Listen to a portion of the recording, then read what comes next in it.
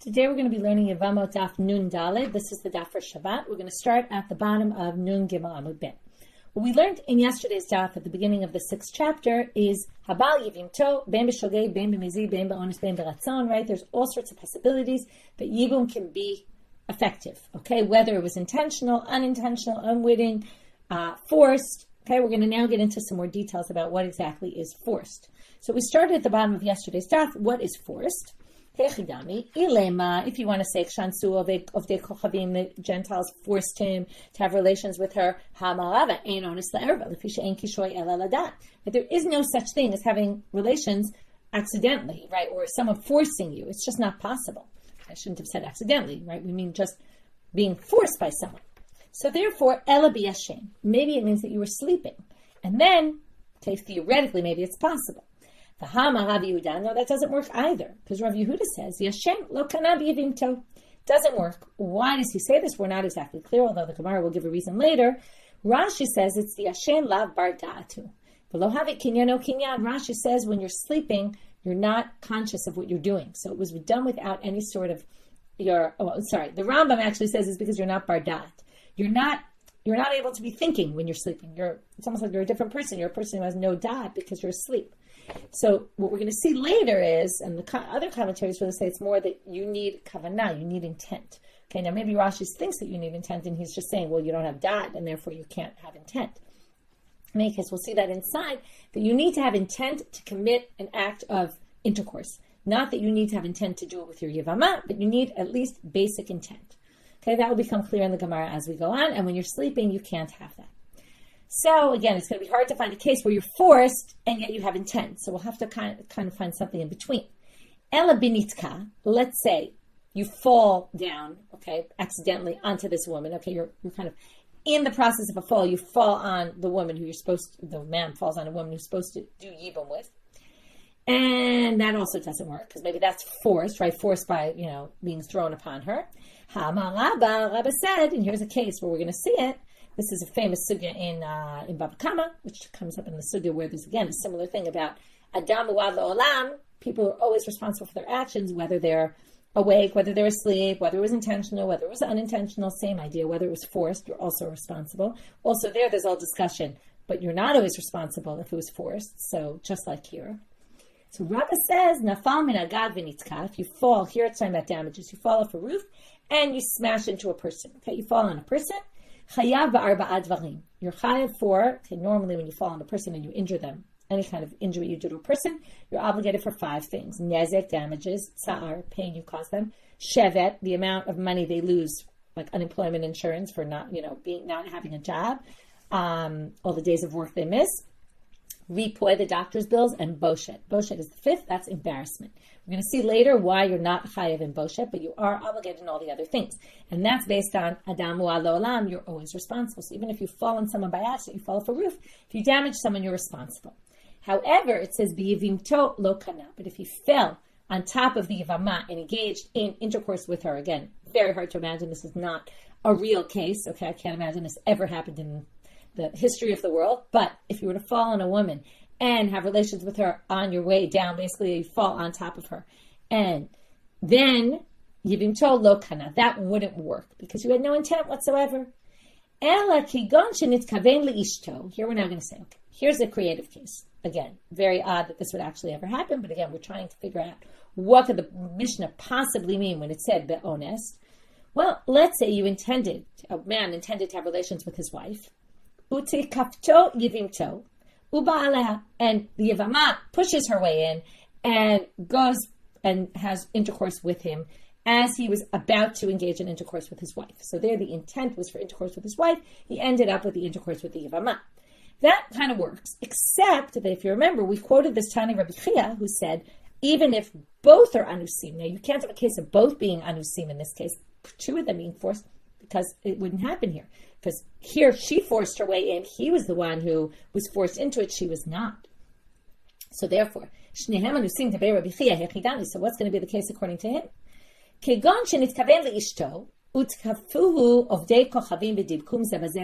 Now they kind of combine the first answer with the last answer. They say, Gentiles came.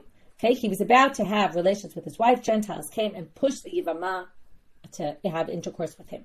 So the intent was to have intercourse with his wife, but he ended up having intercourse with the yevama, but in a manner that was forced. And with that way, we could have Shnei Haman of sin, because she wasn't trying to either. She was forced by these Gentiles. Okay, now then, that was our resolution. Again, very creative interpretation, very unlikely situation to this issue of what is onus. Mina hanemile. Where do we get it from in general? That, by the way, I just want to point out, these cases seem very unrealistic, but it's very likely that the Mishnah was using terminology, and this is why I told you the same terminology is used by a person who damages. And it could be they just borrowed the language, and they didn't really think that there was going to be a case of onus by yibum, but maybe they just kind of said it because this is a term that comes up in a whole bunch of cases. Bein b'shogeg, bein b'mezi, bein b'onus, bein b'ratzon. But not necessarily that it's that you really needed to say onus, because it's very unlikely it would actually ever happen. Where do we get this from? Okay, now where do we get this from? That all these cases, yibum is going to work.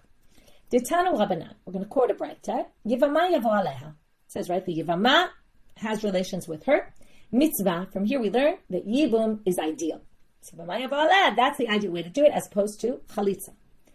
Davar acher. We've seen this before, by the way. Davar acher. Yevama yavo aleha. Bein b'shogeg, bein b'mezi, bein b'onus, bein b'ratzon. Yevama yavo aleha. Anyway, he comes upon her. Right? So whether it was intentional or not, whether he was forced into it or not. So now they say, wait a minute. You can't have two drashot from one pasuk. That's always a rule. Ha afikte lemitzvah. But didn't we already teach that it comes to teach you lemitzvah? So how can it also teach you bein b'onus, bein b'ratzon? Lemitzvah. So now they changed the drashot. I said, well, really, the fact that yibum is more ideal than chalitza, you don't really learn from there. You really learn it from the im lo yachpot ish. If he doesn't want to do yibum, then he does chalitza. That's what the Torah tells you. From there, it's very clear that yibum is ideal.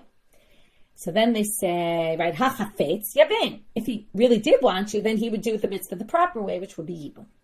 And therefore, when the pasuk comes,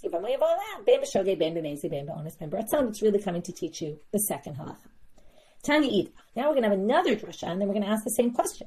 If we're going to use yevama yavo for this drasha, how do we use it for bein b'onus, bein b'ratzon? So first, let's see the drashot. We're going to darshan not only that, but some other words in the verse. Yevama yavo kedarka. That means he engages in normal sexual relations with her.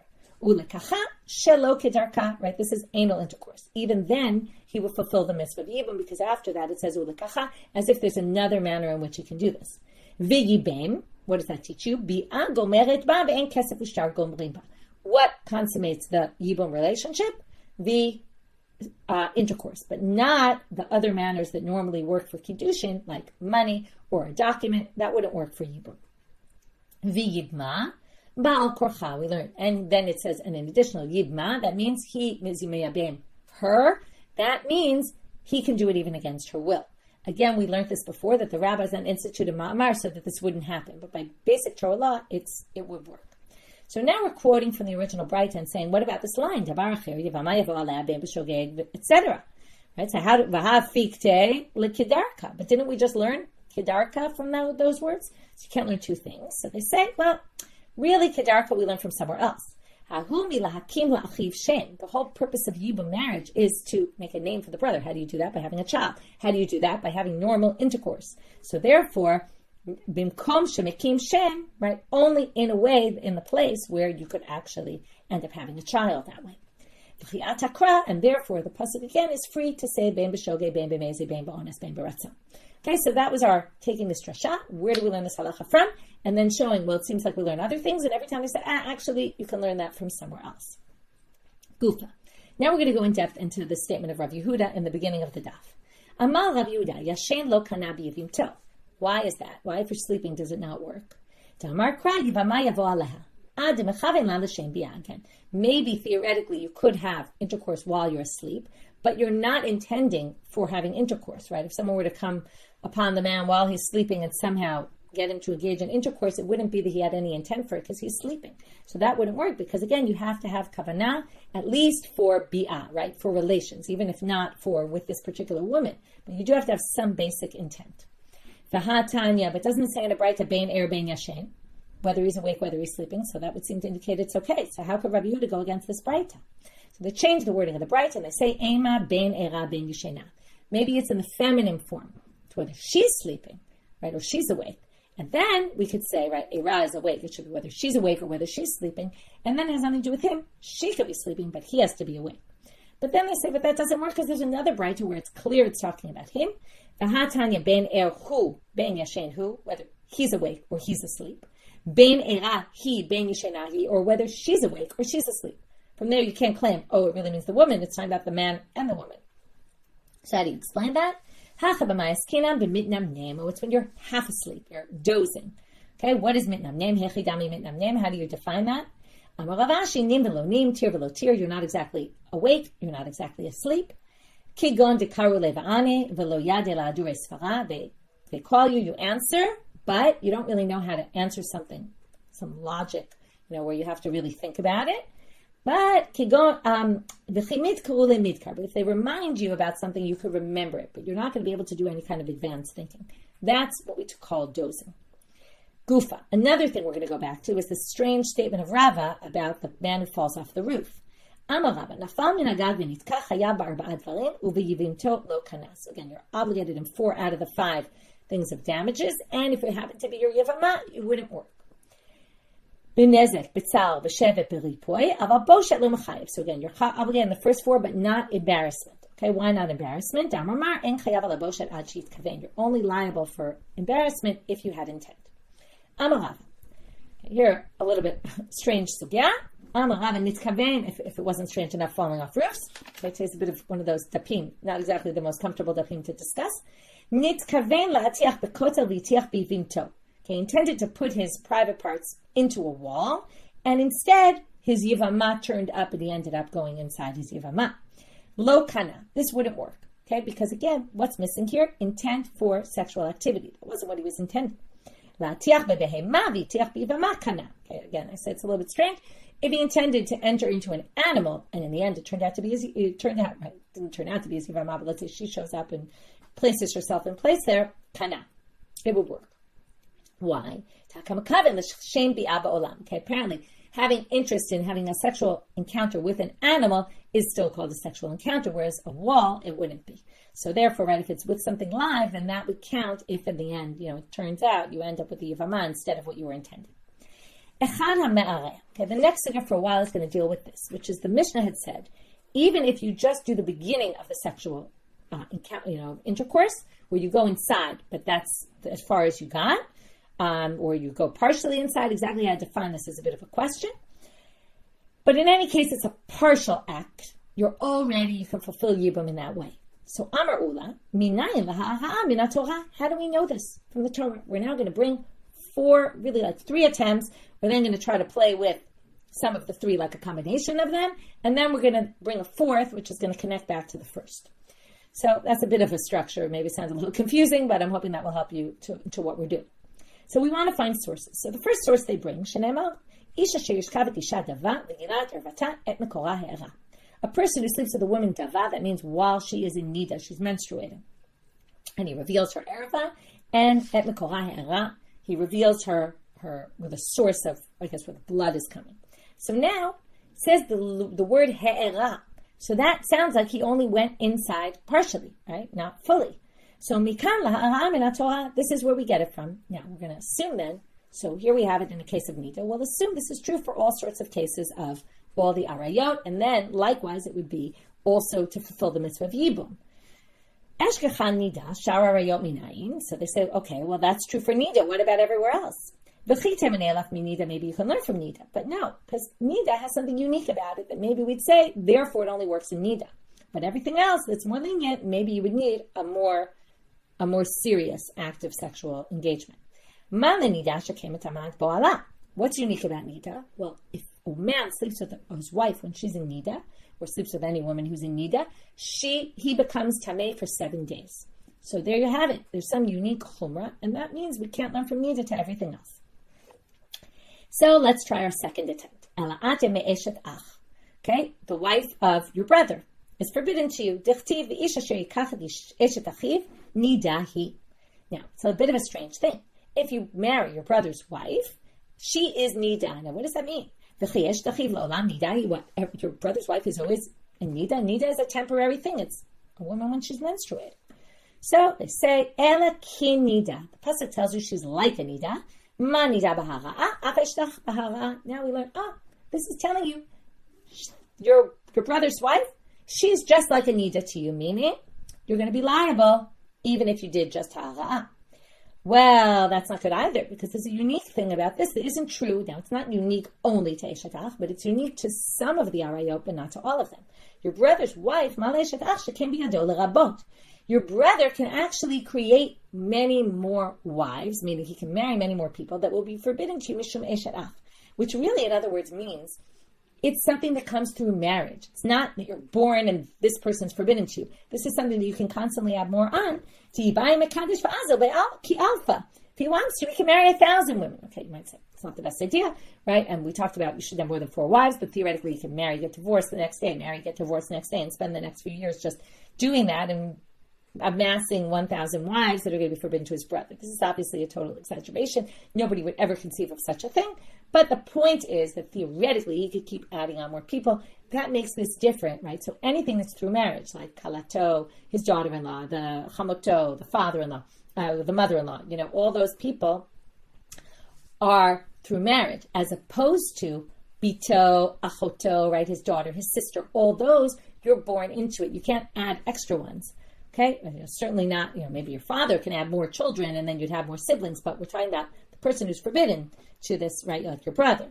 Okay, so now they say, Ela, so that's not a good example because that has something unique to it, that it's through marriage. And maybe because of that, it's got its own unique laws. Maybe we'll learn it from your father's sister and your mother's sister. Dichtiv. Here we have he'era again. Okay, when it talks about your aunt, your mother's sister and your father's sister.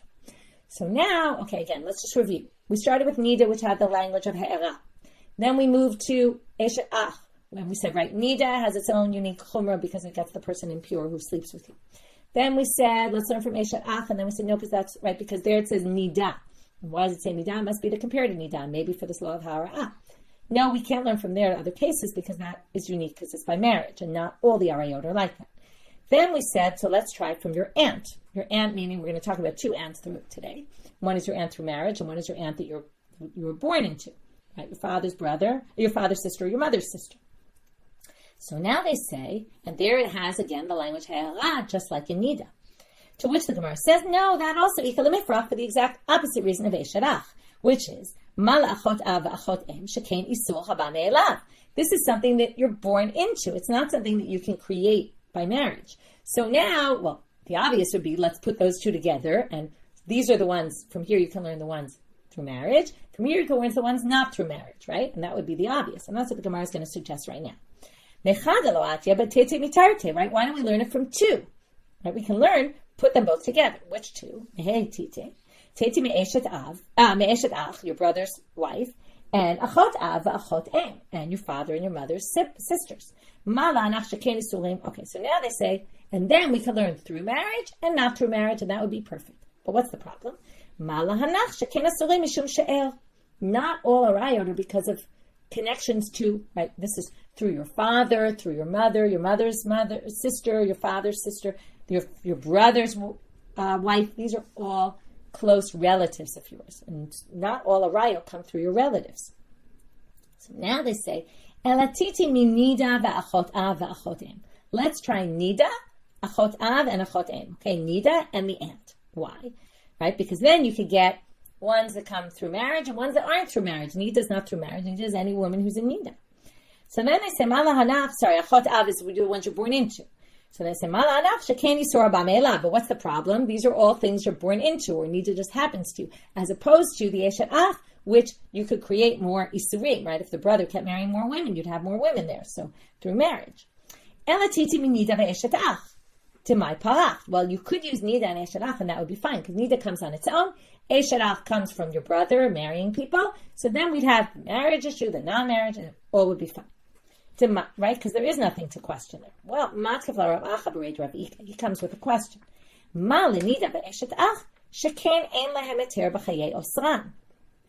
You can't ever, so long as the person who forbids them is alive, you can't marry these people, like your brother's wife, okay? Or nidda, we're going to have to see exactly what nidda is, but the point is, we'll see exactly what they mean. It's not clear right now. So, tomar be'eshet ish, but this you can't learn for all the cases, because eshet ish, for example, that's a good example, by the way, of someone who's not forbidden because she's your relative, right? She's just married to someone else. So she's forbidden, but you can't learn that from here because she actually could be permitted to you if the person who's forbidding her, which is her husband, divorces her, let's say, or dies, then she'd be permitted. Well, it wouldn't be dying because here we're talking about in their lifetime. They could divorce her, and then she'd be permitted to you. So that is a light aspect of eshet ish, and maybe it wouldn't have this chumrah of ha'ara being forbidden. If you can even remember what the question was. The question was, from where do we learn the ha'ara is forbidden? Again, we went through nidda, so you can't learn from there. We went through eshet ach, you can't learn from there. We went through aunt and uncle, right there, your aunt from your mother and your father's side, can't learn from there. So, right, because one is through marriage, one wasn't through marriage, and were born into it. In the end, they try to come up with combinations of all of them. So now they're saying why you can't learn from nidda and eshet ach. And then, Amalei Rav Achami Difti Le Ravina, what are you talking about? Atu nidda ve'eshet ach b'chaya osran hu de'en lem heter? What do you mean? When the person who forbids them is alive, it's not permitted, but it would imply aval achar mikein yesh lahem heter. But it sounds like when they're dead, there is a heter for them. You can marry them. But nidda has nothing to do with the person dying or not. Biyomi tal yimelt, it all has to do with days. If you finish your days of nidda, you're finished with it, right? Obviously, you have to go to the mikvah, but the point is when the blood's bleeding is over and the days that you need to have, right, minimum 7 days in the Torah are finished, you're done. It has nothing to do with you're being permitted in the lifetime of your husband, right? When he dies, you'll be permitted, and when he's alive, you wouldn't be permitted. It has nothing to do with that. And eshet ach, bibanim tal yerachmana. Right, we're now on Amud Bet, the top, the first line. Your brother's wife, it's not dependent on, it's true, it is when he dies, you'll be permitted, but only, it has to do with if he doesn't have sons. It doesn't, you wouldn't say it has to do with if he's alive or not alive, because if he's alive, if he dies, you're still not allowed to, unless he dies without sons. So it doesn't make sense, this phrase they used. So therefore they edit the phrase, and they say, Ela parachachi. This is really the question, what they meant to say. Ma nidda ve'eshet ach shekain ein osran mitiran. Ein osran mitira. In Tomar be'eshet ish she'osra mitira. They're just trying to say something unique about eshet ish. Eshet ish, the one who forbids, is the one who can permit. Because again, if he divorces her, then she'll be permitted to you. But in the other cases, he has nothing to do with it. Again, it has to do with the days, or it has to do with whether he has sons or not. So that's what they meant to say. In any case, we can't do any combo. It doesn't seem to work. So therefore, answer number 4, which you could either call 4 or 5, because again, 1 was nidda, 2 was eshet ach, your brother's wife, 3 was your aunt, 4 was a combination of a bunch of those 3, okay? And then this next answer is Amar Rabbi Yona v'itema Rav Huna b'rid Rav Yoshua Amalcha. It's really because of this verse. We're going to go back to nidda and say we are going to learn from nidda to all the other cases. What about the fact that nidda has a chumrah? Well, there's a pasuk that teaches you that we can learn it from nidda. How so? It's a very general verse at the end of, right, it's nice, we're in Parshiot of Acharemot and Kedoshim, right, there's the Arayot are mentioned in Perek Yud Chet, which we read in Israel last week, and we're reading abroad this week, Acharemot, which has a list of all the Arayot, and at the end of that section it says, Ki kol asher ya'aseh mikol ha'to'evot ha'ela v'nichretu ha'nefashot ha'osot. Okay, anyone who does from all these things, they will get karet. Ukshu kol arayot kulam lenida. From here we learn that all the arayot are like nidda, because nidda had karet. In the pasuk it said, and therefore they learn ma nidda b'hara'a av kol b'hara'a. So whatever's true for nidda will be true for all of these. So since nidda was b'hara'a, this one also. So now we have to go backwards. We now have an answer. We're going to learn it from nidda, and from there to everything else because of this general summary pasuk. But now they're going to say, wait a minute though. What about answer 2? The answer 2 we brought, which was eshet ach. And there it said she's nidda, even though she's not nidda. So we have to resolve that question. And we have to go back to question 3, answer 3, where we talked about the aunt, and say, well, what is ha'ara doing in that pasuk if it's not to teach you hara'ah? Because we already learned that from nidda to all the other cases. So those are going to be our next 2 questions. Ela nidda, d'chtiva gabe eshet ach lamali. What do we do with this nidda that's mentioned by eshet ach? So they say, l'cheder Rav Huna, da'amar Rav Huna, remez liyevama min ha'torah minayin. We use this for something Rav Huna says. Rav Huna said, where do we get a remez, a hint, an allusion to a yevama? That you're allowed to marry the yevama, right? Normally you're not allowed to marry your brother's wife, but for yibum you are. Where do we see an allusion to this in the Torah? To which the Gemara says, minayin? What are you talking about? Haktiv yevama yavo aleha. It says he has relations with his yevama. It's very clear. You don't need an allusion. It says it explicitly. What they're asking for is, how do we know that a yevama is forbidden during her husband's life? Meaning that you can only marry your brother's wife, the brother can only marry his wife in the event that the brother's dead without children. How do you know he can't do it during the lifetime? So they say, Hai Svarahi. Okay, this is just obvious, right? It's logical. Right? Because it says when he's alive, obviously you learn that, right? Because it says when he dies without children, you're allowed to. From there you can infer that you can't if the person's still alive. Obviously, when he's married, you can't. The question here, what they were suggesting is, maybe if your brother divorces his wife, then you'd be allowed to marry the person who your brother was married to before, right, while he's still alive, but once he divorced her. Okay, so now they say, the Dilma, right, and then when it says your brother's wife in the Torah, that would just mean when she's the wife of your brother. But if she's no longer the wife of your brother, maybe it would be allowed. That was the Gemara's suggestion. And then they say, right, so again, because it says only after, it would be obvious that you can't marry her before. So they say, no, Dilma la'achar mita ba'ala mitzvah, b'chaye ba'ala reshut. Maybe after he dies, then it's a mitzvah, that's yibum. But it could be optional before that. You can't really learn from yibum that it's forbidden before.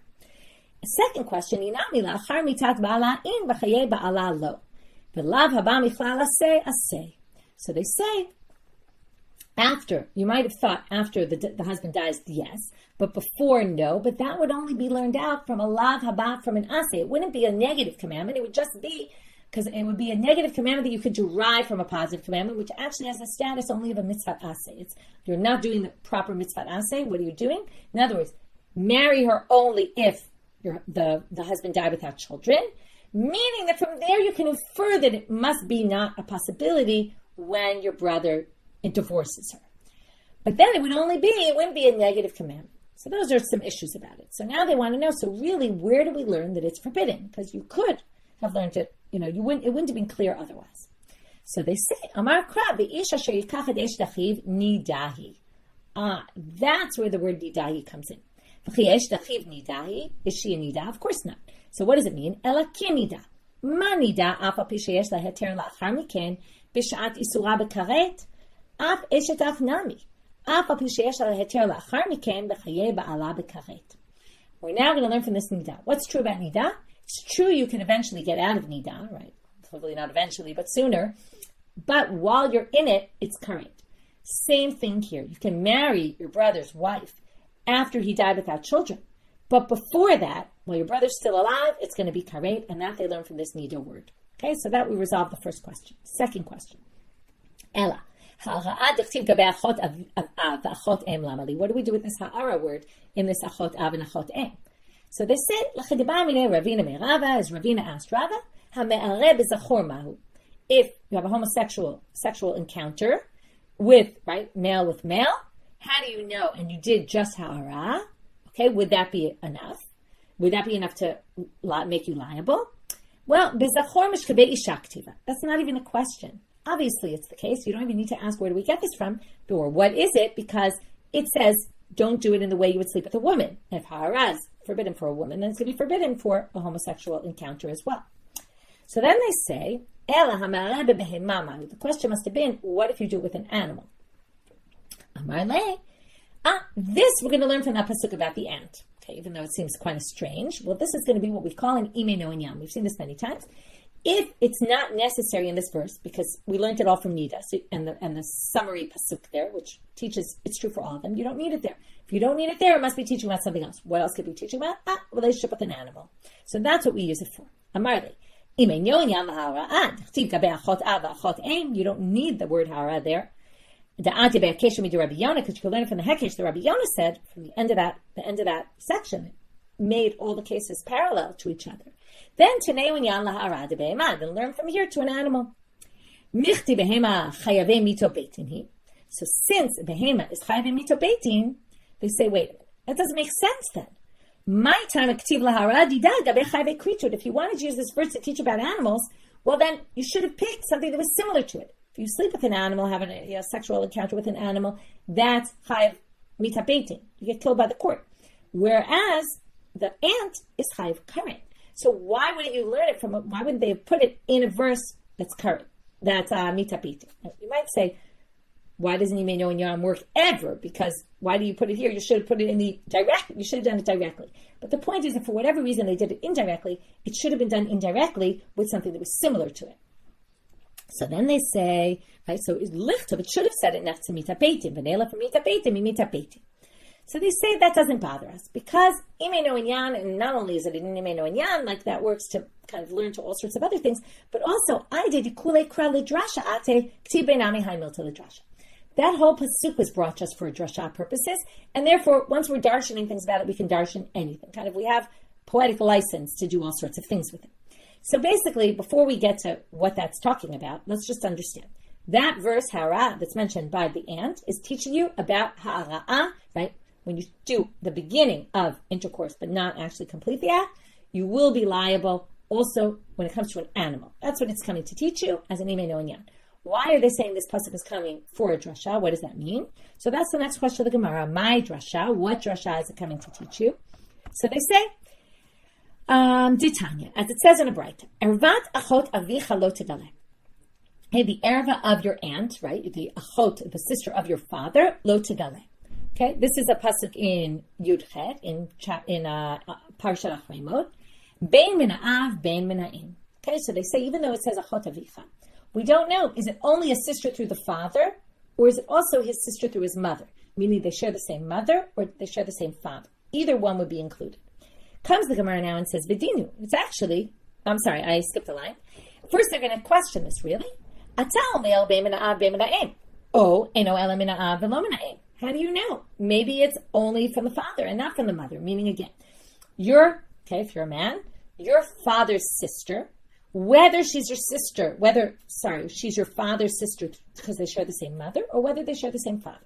Now they're asking, maybe it's only if they share the same father, and not also if they share the same mother. So the drashot goes like this: Atal, right? So do we say bein min ha'av, bein min ha'im, or eino ela? Maybe it's also only min ha'av, v'lo min ha'im. Vidinu, it's logical to say. What's logical? Now we're going to quote logic of one way, and then we're going to quote logic of the other way. One could say, Chayev kam v'chayev ba'achoto, right? Aunt is not so far from your sister, because it's your sister or your father's sister.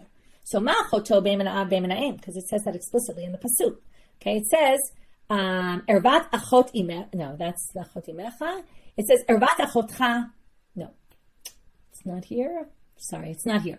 But it says in the pasuk, your sister, right? Either from your father or from your mother. So since your sister, it's clear, it's your sister who shares the same father or same mother, then we should learn also it's your father's sister, whether they share the same mother or the same father. So kan bein min ha'av bein min ha'im. Oh, or maybe kalech l'derech zo. Here, now I can see it says, I see it's in Rashi. I thought it was in the Torah but now I see it in Rashi. The sister pasuk, dichtiv bat avicha o bat imecha. Says your sister who is the daughter of your father or your mother. So now they say, or maybe you learn it, kalech l'derech zo. Maybe we should go a different track. Chayev kam v'chayev b'dodato. We obligated you, and we obligated, right here, your father's sister, and we obligated your aunt. Who's your aunt? Your father's brother's wife. Okay, the wife of your uncle. Ma dodato min ha'av v'lo min ha'im. There it's only your father's brother who shares the same father, not if they share the same mother. So your uncle, who happens to have only a mother in common with your father, you will not be forbidden to marry his wife. So therefore, let's compare aunt to aunt, right? Do we look at an aunt as a sister of your father and therefore like your sister, and then includes both? Or aunt is like your aunt, and the other aunt is clear it's only, and we're going to have to see in a minute how we know it's clear it's only from the father. So now they're going to ask that right now. Okay, so Danim Isura Ba'a, oh no, they're not going to say it just yet. So how do you know, so since your aunt is only there, okay, Nir Elami Domeh. So now they said, let's see to which is more similar. Danim Isura Ba'me Elav, Isura Ba'me Elav. Let's, when you're born into, from when you're born into, your sister and your father's sister were ones you were born into. But your aunt through marriage is through marriage. Oh, Danim Krovei Av Mi Krovei Av. Your aunt, either aunt is related to you through your father. So let's learn things that are relatives through your father, from relatives through your father, and then it'll only be from the father's side, right? From your father's side. So Now they say Talmud Lama, that's what we need the pasuk to teach you. Remember, we started with already saying it's both sides. So the pasuk teaches you this, and this is going to teach us why this pasuk was a pasuk that we darshaned. Okay, and that was why we were getting here. Because remember, we said once you darshan it, well, then you can also learn from here to a totally different topic, even though one is kared and one is chayv and mitapet. Ervat achot avicha lo tegale bein min ha'av bein min ha'em. Okay, it says the erva of your father's sister. Lo tegale, that's bein min ha'av bein min ha'em. Ervat achot imcha lo tegale bein min ha'av bein min ha'em. This pasuk that talks about the aunt, right, your father and your mother's sister, says really what Rashi says here is the pasuk is not necessary. This, by the way, is a pasuk in Parsha Kedoshim, which in Israel we're reading today, and right this Shabbat, and in Chutz La'aretz we're reading next week. So the pasuk should have said, according to Rashi, I'm looking in the Rashi, Dibor Matchil Al Tochiach Mishto, Al Tochiach Achoto. It says further on there that it should have just said simply that. It's true they repeat, okay? It repeats the exact same thing that was in chapter 18, in chapter 20. But they repeat it for the purposes of punishment. So it shouldn't have said, like it says there, Ervat achot imcha va'achot avicha lo tegale. It shouldn't say, don't reveal the erva. That was all said in chapter 18. It should have just said, if you do, right? Ishki kach. I'm reading from Rashi, what he says they should have said. Ishki kach achot aviva achot imo avadam yisau. If you do that, you get punished. Instead of saying, don't do it, and if you do, you'll get punished. It seems repetitive. So the fact that it repeats it comes to teach you bein min ha'av, bein min ha'em, both sides.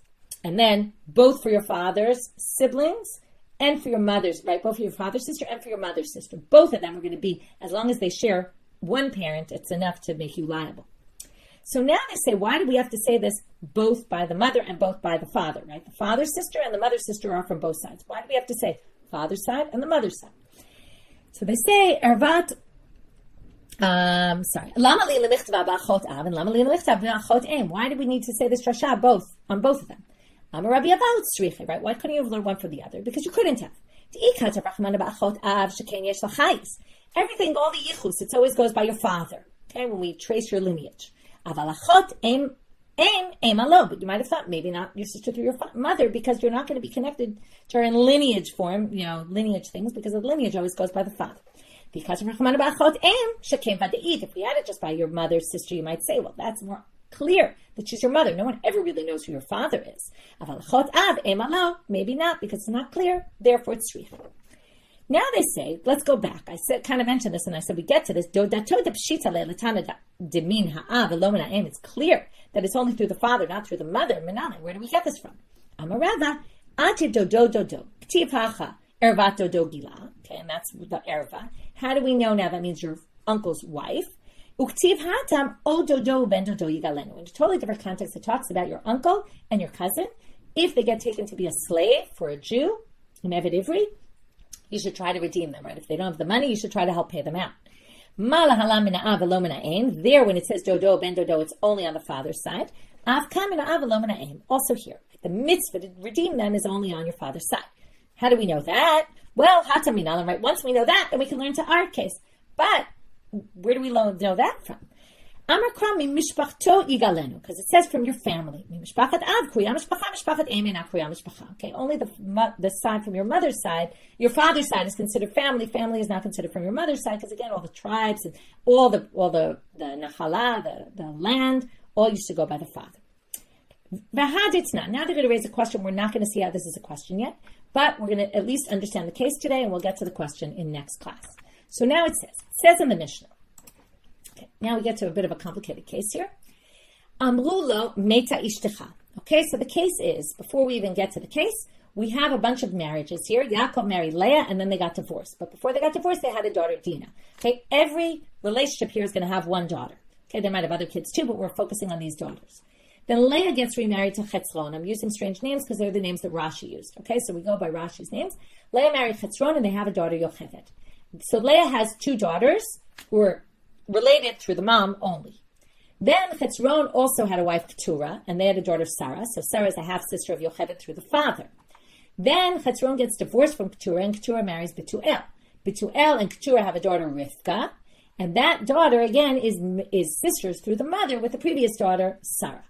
Then Betuel and Chana have a daughter, Malka, and she's basically she's sisters with Rivka through the father. Okay, so we basically have all these relationships that they are all have a sister through either the mother or the father. Now, if somebody married, Reuven came along and married Malka, and then Amrulo meta ishticha. They said, your wife died. So once his wife died, he was pretty sad, but he moves on and he marries her sister, Nasat Achotana. Now that's permitted as long as she's dead. So Reuven hears that Malka dies. Okay, you'll notice the X is different because this X on her head isn't she's really dead, it's just that he hears she's dead. And he thinks based on that, and he goes and marries Rivka. You can already see maybe where the story's going. So now he hears that Rivka dies, right? So Meta, he hears that she died, right? Meaning he was abroad, and then he hears, oh, someone said, your wife died. So Nasa Chotami Ima. So now he marries her sister through the mother, Sarah, the sister through her mother, her half-sister, Sarah. Then Meta, so after he marries Sarah, he finds out that she dies. But again, very unrealistic case, but we're just getting to these cases to get to ideas. Meta v'nasach chotami ima. Now, Reuven marries her mother through her sister. Meta v'nasach chotami aviha. Okay, she shares a sister through her father, Chetzron's daughter Yocheved with Leah. Then Meta v'nasach chotami ima. Okay, so he basically, it sounds a little complicated, but basically what he does is he marries each one of these women thinking that his wife was dead, until he's finally married to this last one, and he thinks, okay, this is my wife, all was good so far. What happens? He finds out that none of them are in fact dead. Okay, now he's a little messed up because he married these women, and then married their sisters, and then married their sister's sisters, and then married, right? So kept going on. So the question is, what's the halacha? So the halacha is that the first one was permitted to him, because that was his first wife, Malka. But then Rivka becomes prohibited to him. Okay, this is what it says. Mutar barishona ubashlishit ubachamishit. He can marry 1, 3, and 5, and not only can he is married right now because he married them all, thinking they were dead though. But in the end, he has all these marriages with all these women. So basically, he's married to Malka because that's permitted, but then he's forbidden to her sister Rivka. Right? They share the same father. He couldn't have married her. Then Sarah, who's related to Rivka, but it doesn't matter because he wasn't married to Rivka. So he's allowed to be married to Sarah. That was a marriage that was valid. Remember, in Kiddushin Tovsim, marriage is invalid if it never took place at all. So now, if it was forbidden, then it never took place. So now he's married to Sarah, but he's not married to Yocheved, because then once he marries Sarah, he couldn't have married Yocheved, but he can't marry Dina, because again, she's the sister of this, right, of her other half-sister, but it doesn't matter because Dina has no relationship to Sarah. They don't share any parents. So if you look in this picture, this shows what exactly happened here. So number 1, he's married to her. He's married to 3. He's married to 5. But his marriage to Rivka and Yocheved never took place at all. So that means he's permitted, meaning he's married to them actually right now without having done anything because those marriages were never undone. And in other words, that means if he dies and his brother Shimon does yibum with Malka, then Sarah and Dina are, they were all his real wives, and now they can go marry anybody they want. But Asur Bashniyahu B'Revi'it, he can't marry Rivka or Yocheved, so his marriage to them was invalid. Ve'ein bi'at echad mehem poteret saratav. Shimon, after Reuven dies without children, and Shimon tries to do yibum with Yocheved or Rivka, since they were never married to him, that wouldn't do anything to the tzarot of the other women. Now, the last case is in Bala Shniya Achar Mitat Harishona. Okay, after Malka actually really died. So again, we have the same exact case. He's now married to Dina at the end, after he married all these other women. But it turns out that when he married Rivka, Malka was already dead. Okay, let's say she really died this time. So now, and then he proceeded, right? He didn't know. He thought she was dead, and he thought all the others were dead, and he ended up marrying Dina. If that's what happens, then in the end it switches now. At this point, Mutal Bashniya Ubarevi'it. He's permitted to number 2 and number 4 because Malka was really dead. So he married Rivka legitimately, married Sarah not legitimately because she's Rivka's sister, married Yocheved legitimately, didn't marry Dina legitimately. So again, he's married right now to Rivka and Yocheved and not to Sarah and Dina, and therefore again, if he were to die and one of them, right, if Shimon would do yibum with either Yocheved or Rivka, that would exempt the other. But if he did it with Sarah or Dina, that wouldn't do anything because he's not actually married to them. With that, we'll finish for today, and we'll have to wait till Sunday to see why this is a difficulty and why we brought this case. Have a Shabbat Shalom and Shavua Tov.